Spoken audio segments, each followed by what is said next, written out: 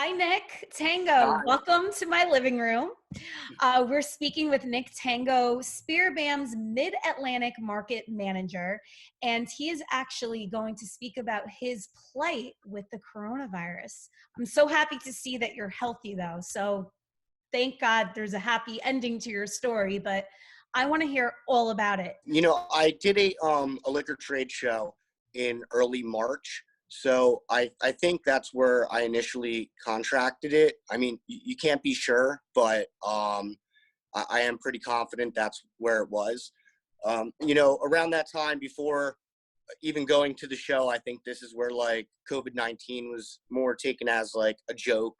There are memes posting around and little inside things that were just the comical relief to what was building. And, I fell victim to joking about that too. So going into New York in the beginning of the month, it was definitely something that was on my shoulder of what was going around.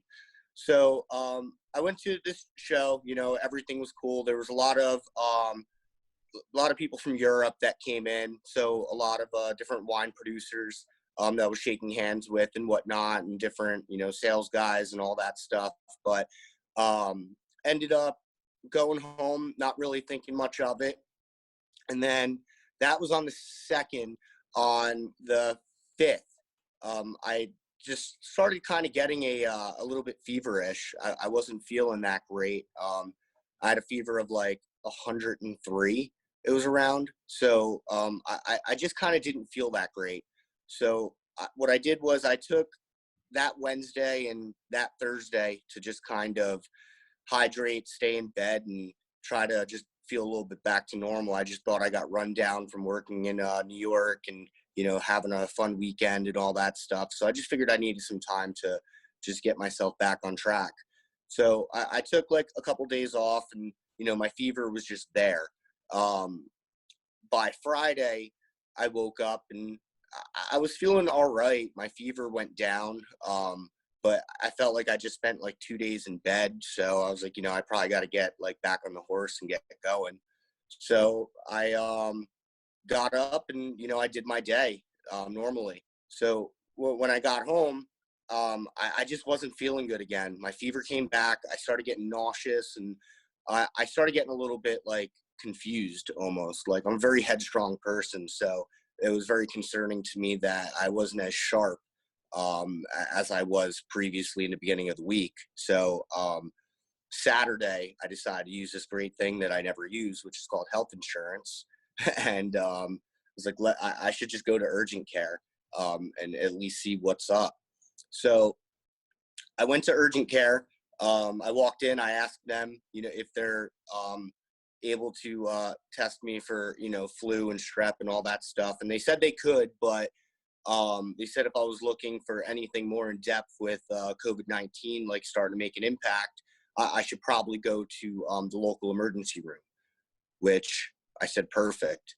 So I went to the emergency room and explained to them what was going on and if they were like prepped to handle that. Because I wasn't sure, let them know where my traveling was and everything, because that's where I was pretty concerned, because I was in New York, North Bergen, and down in Camden. So I kind of was just a little bit nervous. Those jokes were starting to become a tad bit of reality.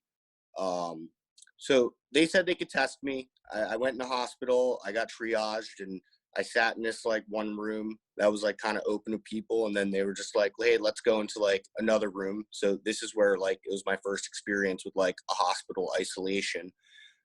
Which it's called a a negative pressure room, which it's just like a private hospital room. That's really all it is. So the doctors and the nurses, they like came in all like with masks and gloves and all that stuff. And yeah, they just started kind of giving me like flu tests and strep tests and things along those lines. And I just sat there for several hours. Well, like finishing up, the doctor came in and, he took off his gloves and his mask and he shook my hand and was like, I'm good. And I said, are you taking off your glove and mask because like, I don't have anything? And he was like, well, we don't believe you're a candidate for COVID-19. So you probably just got something viral that's going around, and go home and take it easy and go back to work after your fever breaks for like 24 hours. So I said, cool, great. That sounds perfect. That's, I guess, an answer to this issue.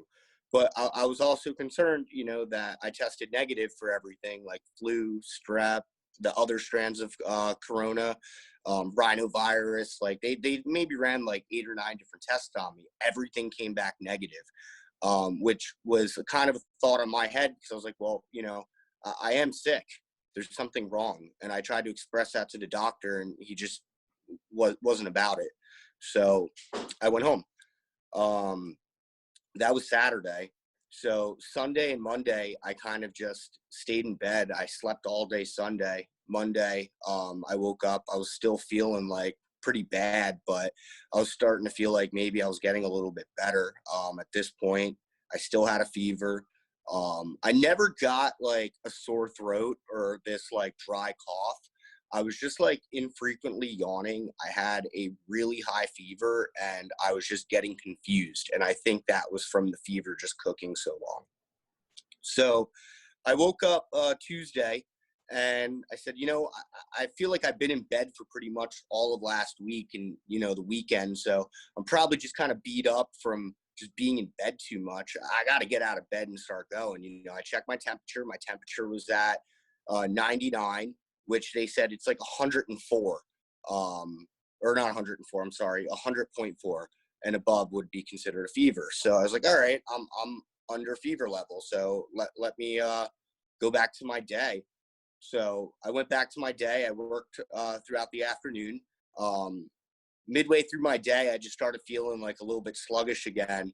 So I finished up what I had to do, and I went home, and I got completely sick. Like my stomach started bothering me. I got sick. I threw up. And I just kind of had to go to bed. I felt like I had this like migraine that was kind of like inching in, that just like wouldn't peak. So it was really weird. And then I was just super confused on top of it. So that was Tuesday. Well, I woke up Wednesday, and I said, I got to go to another hospital. I got to go back.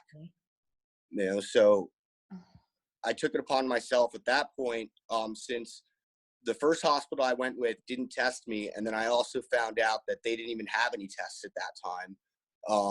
I decided to go to another hospital.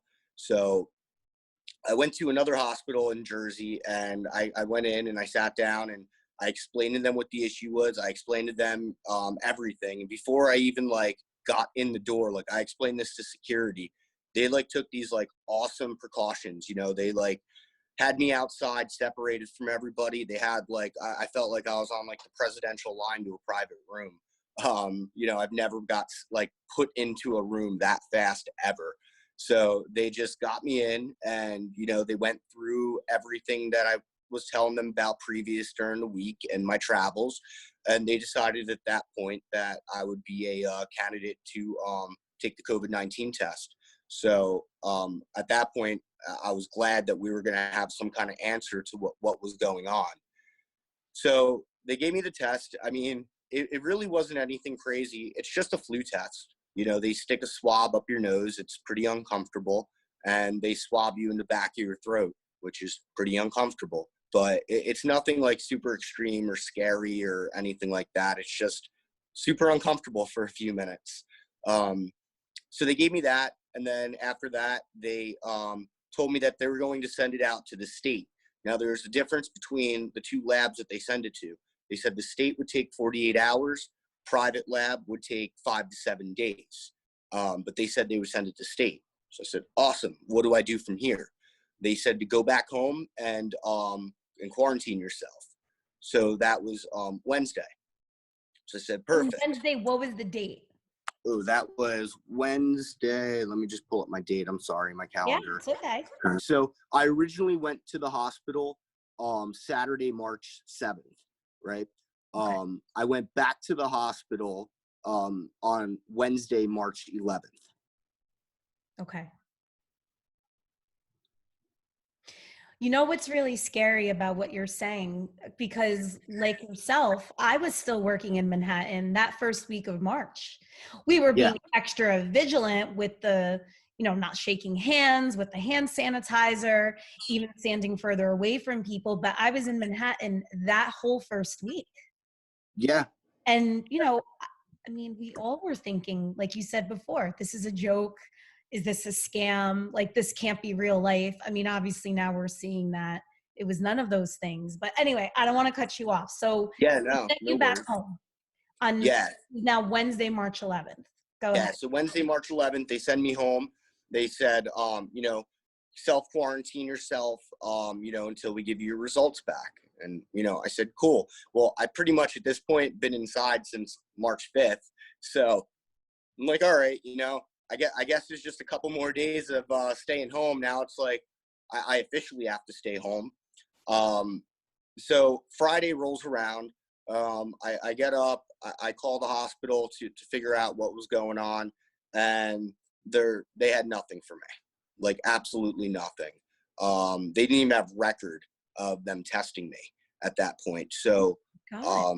I was like, what do you mean? And they're like, well, we sent it out. We got to like get everything together. Like, can you just give us a call back later on, or we'll give you a call back. So I said, okay. So I waited it out.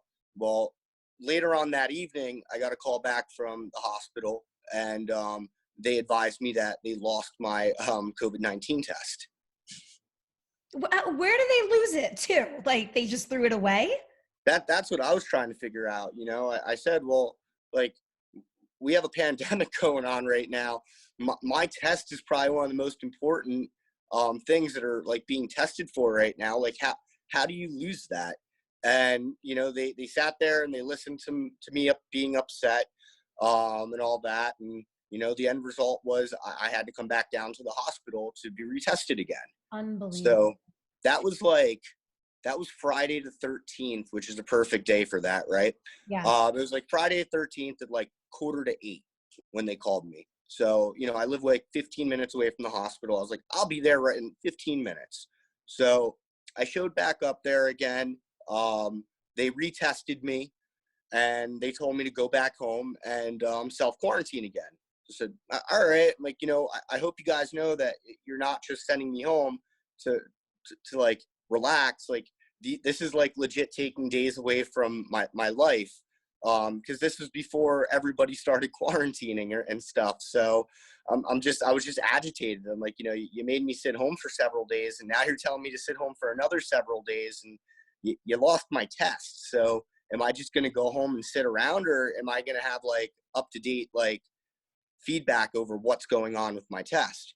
So they gave me a number. They said, just give a call back periodically, and we'll figure it out from there. Or I can also keep in touch with the health department because they received my results as well. So from that moment, I was in contact with them in the health department like every single day. What they told me was that they would have my results by like Sunday or Monday. So just to wait out over the weekend. So I said, all right. So Monday morning comes along. I wake up and I felt by Monday, no more symptoms. My fever went away. My headache went away. My confusion went away. I felt super hydrated again. Maybe it was from the IV bag and, drinking a ton of water, but I felt phenomenal. So Monday, that would have been, Friday the 13th. The 16th. Yeah, Monday the 16th, I felt back to 100%. So I got up and I got on the phone with them, and I'm like, hey guys, like what's going on? I kind of need to know where my results are, because now I have to like explain to SPIRIBAM like what's going on. The people that I've been around that I said like they're starting to get wind that I'm not feeling well, so I'm starting to get like text messages and emails and stuff along those lines, like asking like why I'm off the radar, what's going on, and Yeah. I'm just kind of putting everybody off because I had to figure out what was going on. So I explained to the hospital when I called on Monday and they didn't have any results for me. I said, this story at this point sounds like it's kind of being made up. I go to one hospital, they don't test me. I go to another hospital, you guys lose my results. You gave me 3 different time frames of when I'm going to get my results, and now here we are, it's Monday, and I feel back to 100%. What's going on? So they advised me that it's going to take another 5 to 7 days.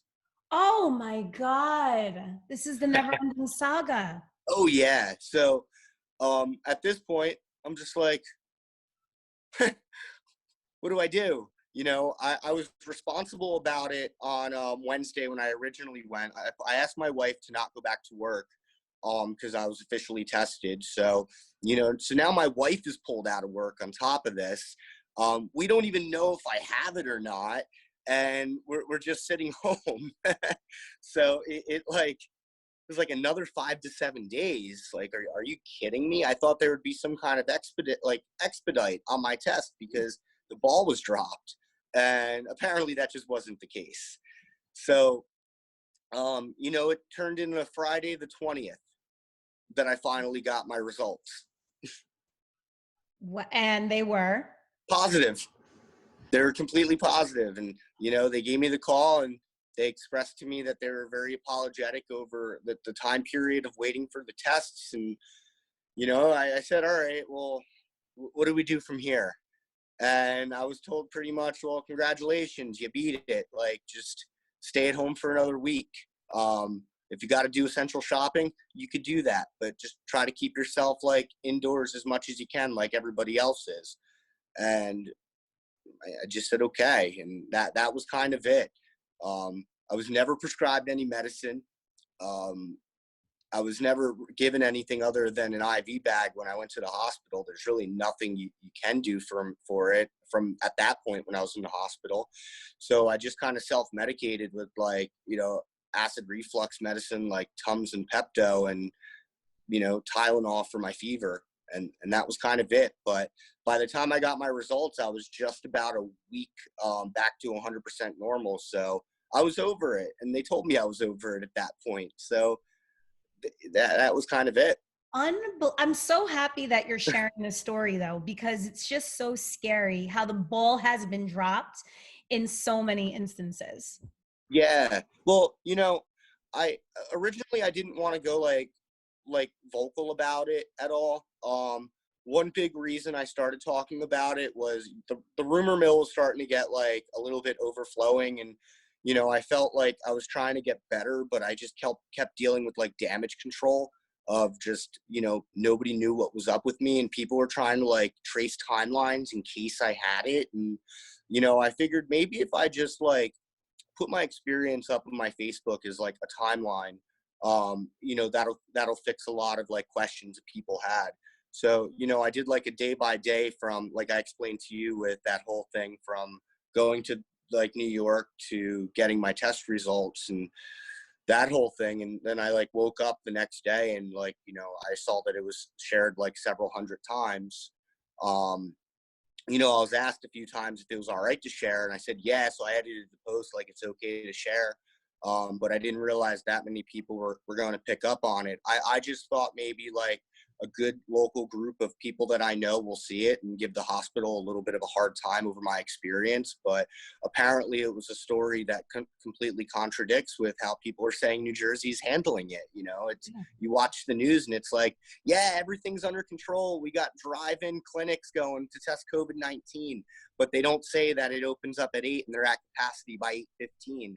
There's like, there's so many things that they're saying, which is super positive, which I wish the positivity was on par with what was actually like going on. But I'm sure from the experience that I've had, there's plenty of other people that have had that experience and have actually reached out to me, saying like, don't feel alone. We're going through the same thing. Our tests were lost. We aren't getting told anything, So I just felt that after that, just being a little bit more vocal on my story will let other people know that they're not alone, because that's how I felt.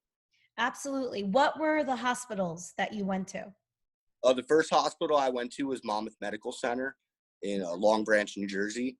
And the second hospital I went to was Jersey Shore Medical Center in Neptune. I got to say, like, the hospital staff, I don't blame the staff of Monmouth Medical for the fact that they didn't really know what was going on at that point. I think everybody was still trying to figure out. We have to look at this like it's in dog years. You know, every day you're evolving several years above where it was the day before. So, you know, from what I see with Monmouth Medical, you know, they have a whole like outside triage set up for people to get there. They just weren't prepared for me at that time. And I was just disappointed with how I went home, you know, and I could have possibly infected other people during that I time. was just going to say that you could have went along your merry way. Even just walking into the hospital, how many people did you affect? And not even. Yeah. And I was told to go back to work. That's what upset me the most, that I was told to go back to work, and I did go back to work. So, you know, there was a whole day period where I was just out and about thinking that I was just nursing an upper respiratory infection. Yeah. You know, and then I just had to do the better thing and just, you know, listen to myself and go back to another hospital. But Jersey Shore, beyond them losing my test the first time, I guess I just got to take that one on the chin. Yeah. I hope they took my experience with it, because I've made it vocal enough, and they learn from that. Maybe, you know, just make sure they don't do that again. Of course. But, you know, I can't down the healthcare workers that are doing everything that they can. You know, they're literally sacrificing their health and safety to make sure that people that are coming in sick are getting properly taken care of. So I got to give them a ton of credit for that. I just don't think that it shows and speaks volumes that the state just wasn't prepared to handle this. No, absolutely not. And I feel like, and we're not going to get political on this, but I feel like these politicians, and they're worried about so many other things, but they're not Yeah, worried about the thing that's most important, which is healthcare. absolutely. I mean, I think a lot of things were dropped and missed. And, you know, I see a lot of industries that are open right now that I just don't understand, you know, what's going on. I read a good post the other day from a gentleman that was infected by it. And, you know, he's saying that right now, you know, it feels like they're in like a time warp, you know, that you spent so many days being isolated going through this, and like, now here I am, like, I'm 100% healthy now. This gentleman was 100% healthy. We're looking at what's going on in our state and region, and nobody's really taking the same precautions that I took when I was sick, you know. And exactly what you're saying about like people being scared of their freedoms and being stuck inside, and, you know, I'm not going to be afraid of this. Well, yeah, you know, you should be afraid of it. You know, you should stay inside. You should take these precautions by not putting yourself in other environments. You know, I see so many people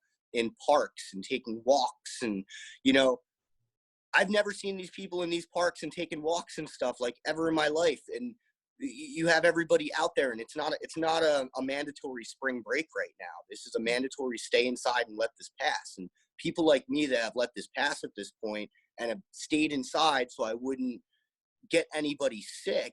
What does that mean for like my sacrifice or anybody else that went through it? What does it mean for their sacrifice? You know, we're waiting for the world to catch up and flatten the curve.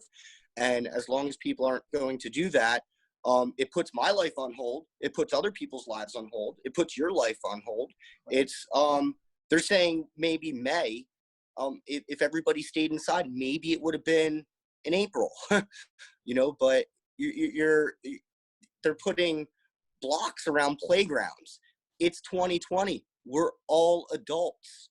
Why do you have to put a fence around a playground to keep people out? Just practice common sense and stay in your house. Like, that's just ridiculous. Unfortunately, as this has shown, we're devoid of common sense as a society. I mean, I don't have what you have, but I know there's a lot of people like myself that for now going on a week, I have no fever, but I can't smell or taste. And Yeah, that is one of the symptoms that you're hearing about. And you're hearing about a lot of people that, like me, feel fine, but they haven't been able to taste or smell anything. Is it yeah, allergies? Is it a cold? Or is it a strain of this? I mean, yeah, either way, I mean, I've been inside now. I'm going on 2 weeks. yeah. So I'm doing my part. I don't want to infect anybody if this is a strain of the virus. Yes, but you also can't show up at a testing site and just say, "Hey, you know what? like, I had a fever last week. I can't really smell or taste much this week. Can I be tested? They're Yeah. just going to say no. You know, my wife, they wouldn't test my wife because, Really? yeah, like, because I asked about that. I'm like, you know, my wife is like home with me. Like, we obviously live together. What do I do about that? And they just said that to assume that she'll catch it. So there's no reason to put a test on her for it. So, you know, that was just kind of that. You know, my wife, she was a little ill for a few days, but I think it just like got in and out of her within a few days. I guess her immunities are a little bit stronger than mine. Um, but yeah, it was just like strange, you know. It was just like, well, like, so what do I do about her? Like, what does she say? Like, what if she did get it? What if she didn't get it? You know, like, where do you go with it? It's just there. And I think that's one of the biggest problems with this, you know, we're like reading a book that we don't know what's going to be written on the next page. Because it really depends on how we all handle reading the previous page, you know, and I just don't know if we're doing the best job that we can as Americans right now to exercise our freedoms of just staying indoors and letting it pass. You know, it's obviously going to get worse if we don't do anything about it. Um, you know, we just need to. It's Yeah. scary. It's very scary. Well, Nick, where can people find out more about you and this coronavirus plate of yours?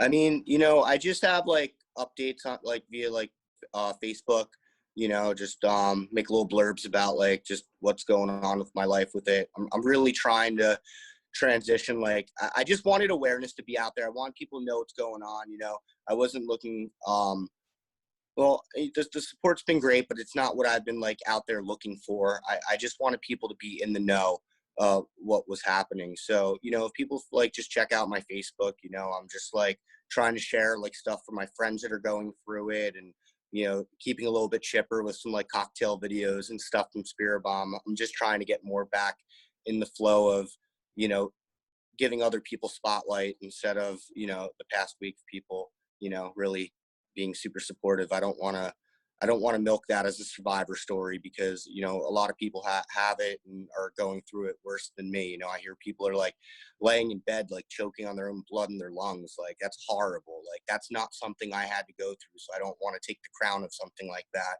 when there's somebody better deserving out there that can tell their story.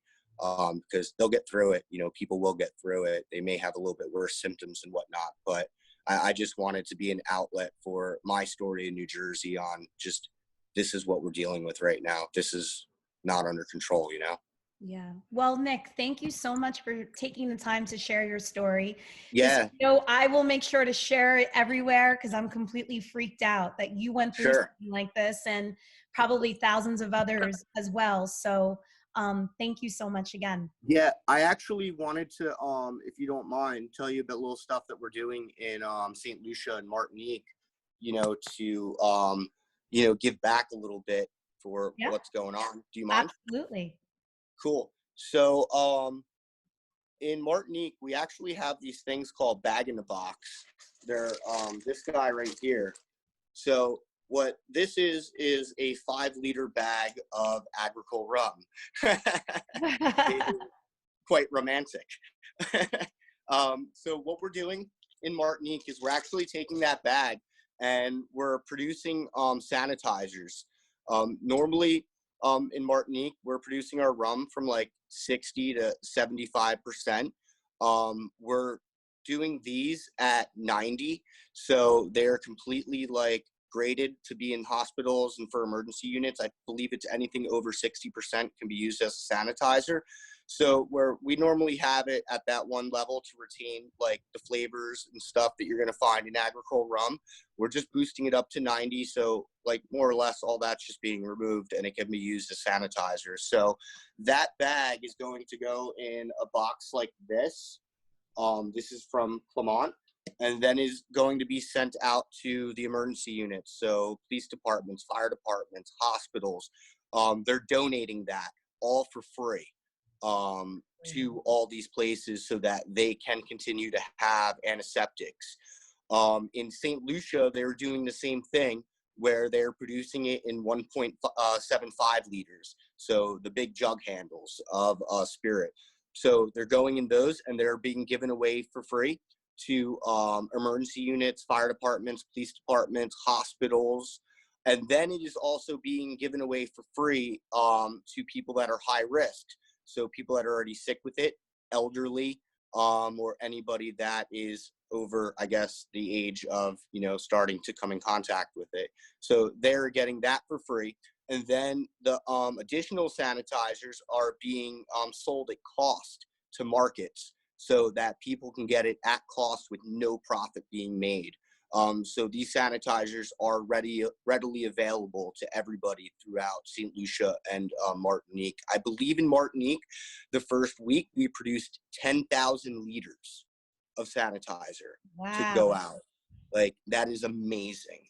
So additionally, after that, we're creating 5,000 liters a week, and we are keeping up a demand for that as long as the hospitals need it. So, we're doing our part out there to give back what we can from the distillery.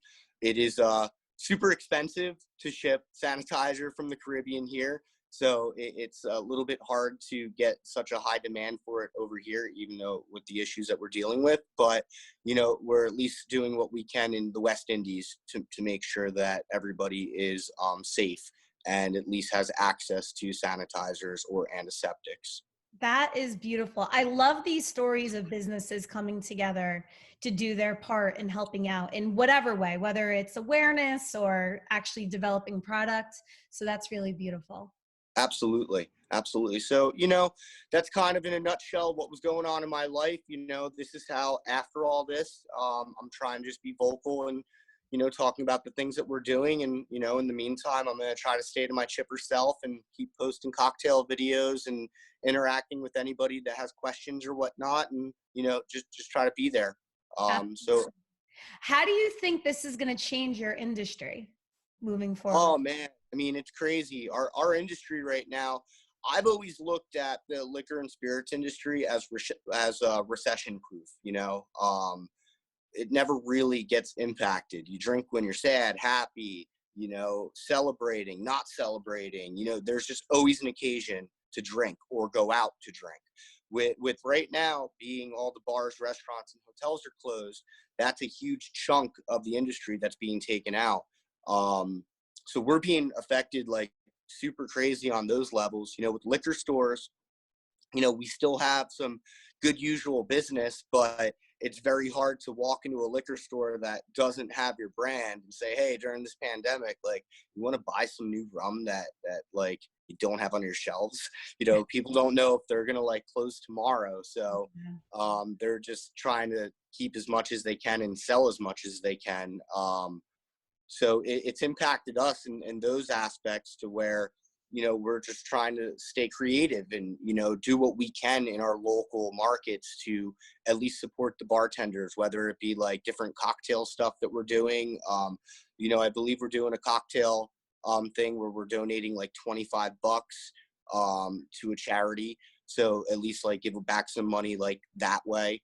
So it's funny, we're market managers and we're really digging into like what we can do, because it seems that a lot of people, at least bartenders, bar managers, and people on that side of things, they don't know what tomorrow is going to bring. So they're looking at brand ambassadors and market managers, just some guidance on at least how to stay busy during this time, what we're going through, what our insight is, and like when this is going to be over with. And we're all just trying to be leaders in our community to give a light of hope that, hey, when this is over with, if you're a tasting agent, we're going to get tastings going on in liquor stores. If you're a bartender, we're going to make sure that we have some events like posted up to like get some money back in their pockets. If you're a bar manager or a bar owner, same thing. Like, we're going to give back the best way we can.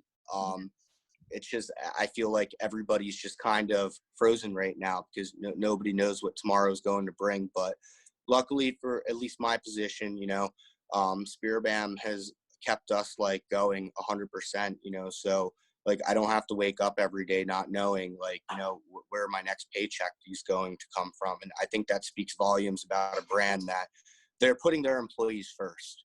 Yeah. You know, they're worried about us, and then you know, we can get everything taken care of that way, because at least when this is all over with, we'll have a team to attack the market. You know, we're not just going to be sitting in a rebuilding period of like, what do we do from here? You know, we're trying to build plans and what to do. Yeah. Nick, I could talk to you all day. You're so good on camera. Maybe this is all making you realize that you need a career in front of the camera. Yeah, I love talking to people. All right, Nick. Well, I'm so happy to hear that, you're feeling better. Your wife is feeling good. And, we'll get through this, but just stay inside. That's just the Absolutely. message of this whole thing. Stay the hell inside. Please do. That's what everybody needs to do. If I can give one last message, I didn't go through this for any reason or for no reason. And other people that are going through it, they're also not going through it for no reason. You have to stay inside to get this over with. If everybody listens to that, we'll be out of this a lot sooner. Take it serious. Take your own rights away before other people make that decision for you. I love that. Thank you so much. Thank you. All right, I'll talk to you soon. Bye, Nick. Bye.